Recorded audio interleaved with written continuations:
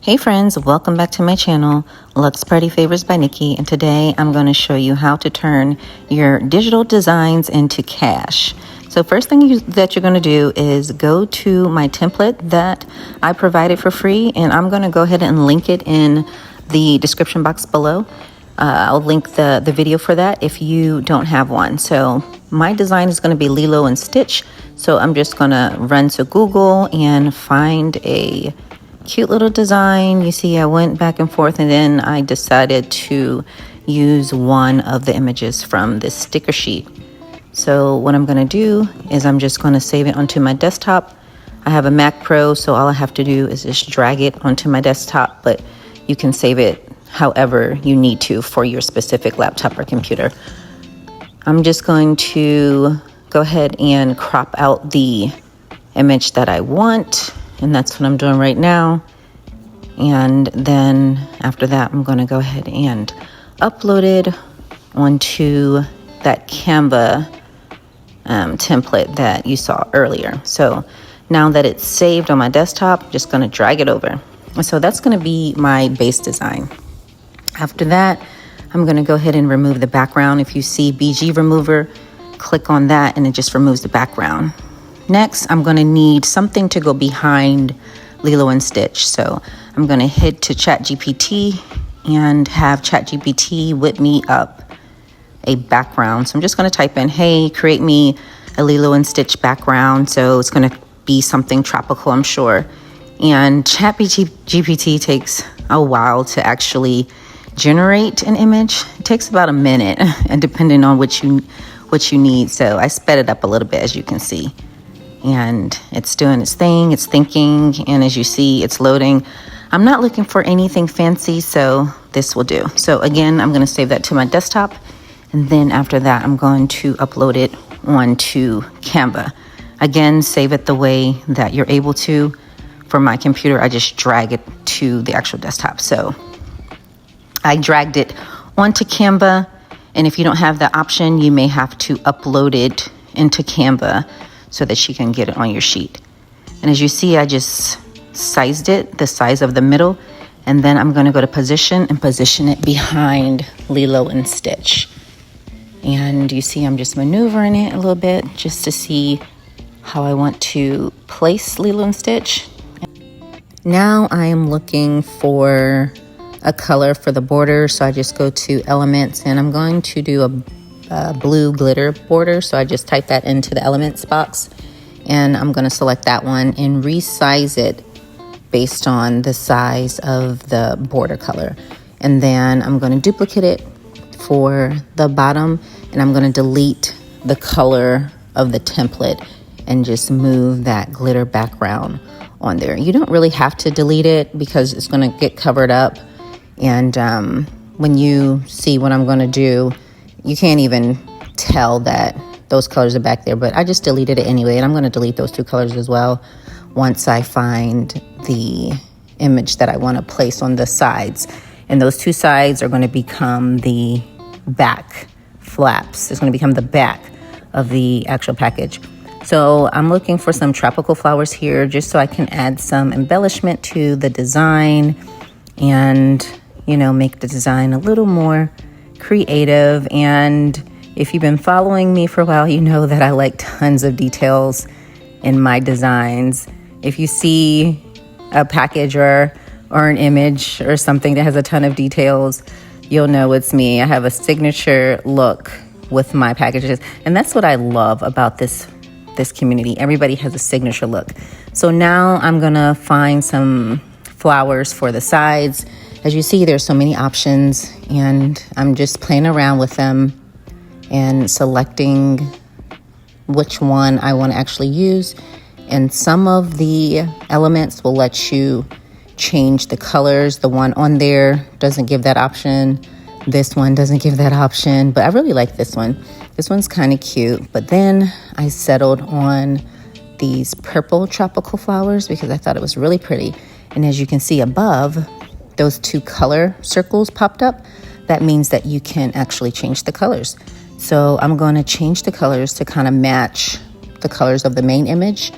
And I can also change the colors of the main image as well. So I removed those other photos that I selected so that I can choose the one that I want. So you see, I am changing some of the colors of the main image. So I'm going to change it, but then I'm going to change it back because it made them look a little purple. I mean, it's kind of cute, but I wanted to kind of keep them with their true colors. But I am going to change the flower in the background. I'm not sure if you noticed that subtle change. And I'm going to change the colors of the flowers and plants that's in front of Lilo and Stitch. So you see, I just duplicated that to put it on the side. Again, I'm going to remove the template colors on both sides. Of course, this is not required, but I just did it anyway. Because once you save it, you're only going to see the main images. So right now, I'm just fiddling around with the designs. Right now, I'm going to change the colors of those images. You see that it was a slight color change just to match those purple sides and the florals in the back. So that is super cute. And the next thing we're going to do is go ahead and add some verbiage here. So it's going to be just a simple happy birthday. And then I'm going to make up a name. But what you can also do is head to Google, and you'll see that in the bit, and go to font generator and use the font of Lilo and Stitch. So that's an option for you as well. So I'm just going to let you watch what's going on, and then I will come back on.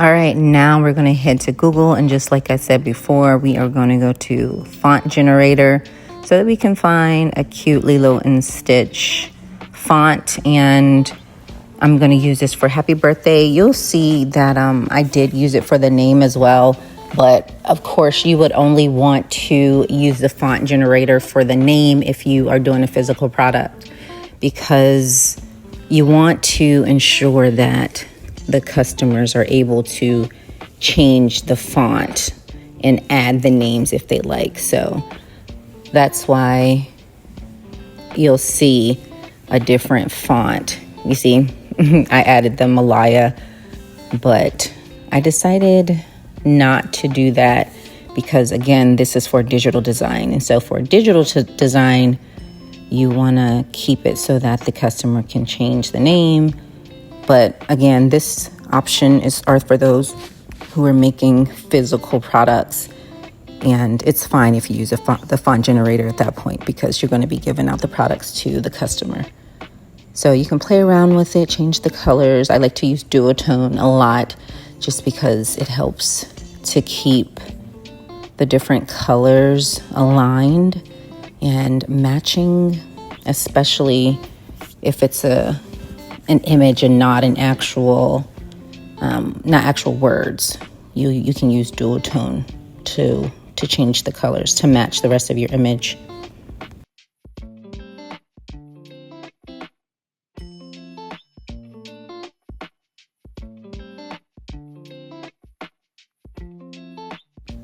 All right, I'm gonna move over the happy birthday that I saved from Font Generator. And I don't think I explained how I saved it. Again, once I created the verbiage that I wanted, I just dragged it over to my desktop. Again, you'll save it the way you were able to on your desktop. So for the happy birthday, I'm going to keep that image the same, and that's going to be a part of the base design. So the happy birthday, the customers will not be able to change that at all. And when you post instructions or directions for your digitals, you need to let your customer know what they're able to change. And so mainly my customers are able to change the birthday number and the names, and they can add additional elements and the birthday message as well.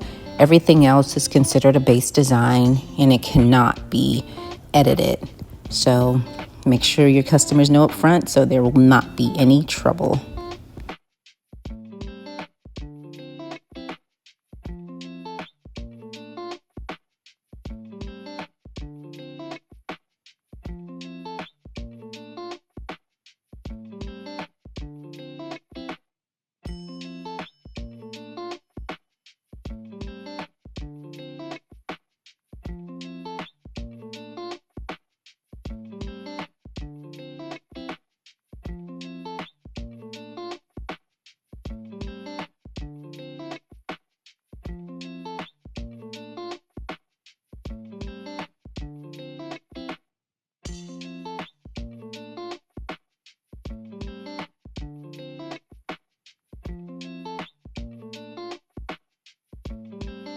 I'm going to add a few more elements to my design. I love to add balloons, so I'm just going to look for some cute balloons that I can just plop right behind Lilo and Stitch.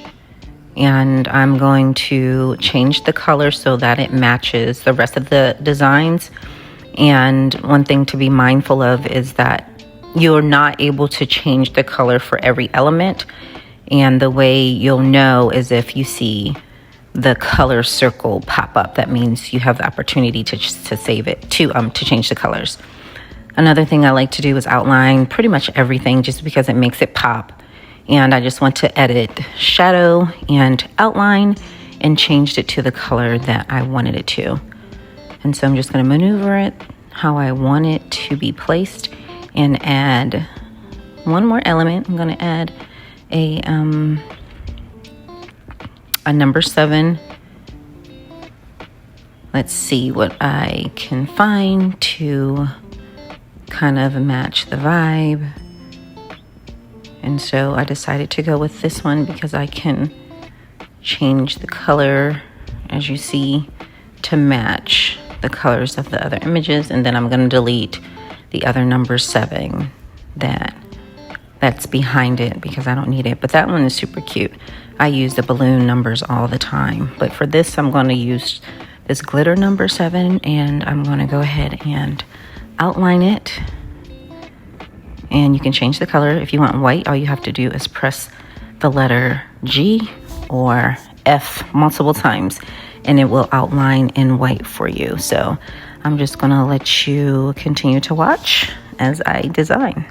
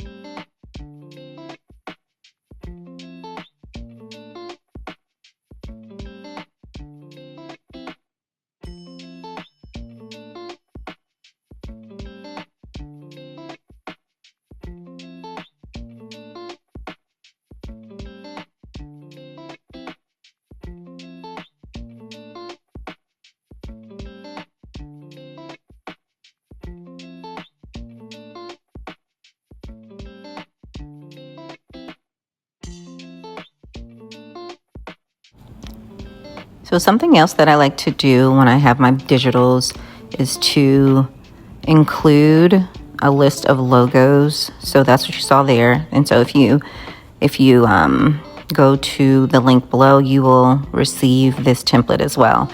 And this allows the customer to change the different logos. Okay, so now what I'm doing is I'm going to go to the actual saving of the design. So you see that I remove the verbiage, the numbers, the names, and I'm just going to download this page as a PNG. And this is the base image, y'all. This is the image that cannot be changed. So when you write your notes, be sure to include that information. So once I download it, I'm going to upload it back into Canva, and then everything that I removed, I'm going to put back on, and that allows the customers to change the information. So this is the base image. I'm just going to go ahead and save it so that it's easy to find. I just saved it right on my desktop, and I opened a blank page on that document that I was working on, and I pulled it right over so it's showing up as one full image, and then I resized it. And so now what I'm going to do is go back to the original design and copy all of the images and verbiage that can be edited, and I just pasted it right on that PNG, that image, the base design. That's what you saw. At that point, I am going to the Canva homepage and create a brand new design, because I'm going to drag all of the designs that I was working on into this new template, because I like to keep the base designs just in case I need to make edits. But for the designs that I'm selling, I like to use a fresh template. So I'm always constantly working with a base design, so I can always go back and make tweaks if I need to. But then I'm just going to go ahead and move it over to this new template, and this is going to be the template that I'm going to sell.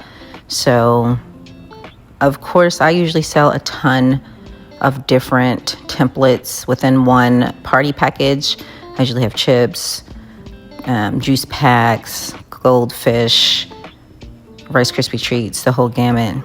But this is just for demonstration purposes. And again, I moved over all of those images for the different logos. But what I'm going to do with this is actually change the colors of each of the logos so that it's the same colors as the Doritos, and it matches the package. This is completely not necessary. So I like to do this because it's cute, and I'm sure the customers like some cohesiveness as well. So that's what you see me doing. And I did this by using duotone in Canva. So that is the package that I would sell. So now what you're going to do is go to template link, and this is the link that you would actually provide the customers. So and that's what it would look like when it comes up and they're able to edit the template. It has two for us because I'm the owner, but if I were the customer, it would just have one option. So what I'm doing here is just removing that photo name and providing an option where the customer can actually edit. So I just changed the name. So at this point, I go to my digital site and I use Beacon, and I make an actual listing for the product. So you're going to name it, you're going to price it, and you're going to add a photo. So I went back to Canva so I can download this photo, but first I want to add my watermark just so folks know where it comes from and it can't be manipulated and changed through like a screenshot. So I'm going to add my watermark, and it's going to be very light, but you'll still be able to see it. And then I'm just going to download that, and that is the image that I'm going to upload onto my digital Beacon site. And I will leave my link in the description just so that you can go check out the page, and it'll give you an idea if you choose to use Beacon as well. Do you see? It's very, very lightly on there. So again, I want to copy the link again. I'm sure I'm going to copy it again a couple of times because I'm going to forget it. But I'm going to upload that image that I just saved first I have to resize it because it's too big. I believe you can only upload a 4 megs. So I just resized it, and now I can upload the size I want. I like to push custom because I want it to show the entire image. And now you just go ahead and add a description, and just always thank them, and I let them know this is a template.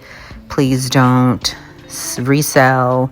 Let them know that it was created in Canva Pro so that they don't have any unrealistic expectations, especially when it comes to the fonts. That's the main thing that can be manipulated, is the fonts and the numbers, but some of the fonts and numbers are only available in Canva Pro. But there are some options that they can use on the standard Canva as well. But I like to put that out there, and then, of course, as I mentioned before, let them know what they can and cannot change. And then you'll see I'm going to take what I wrote, and I'm going to have ChatGPT make a nice little listing. So I'm going to copy this information in ChatGPT and say, hey, make this sound nicer for a listing. So I'm just going to let you continue to watch that process.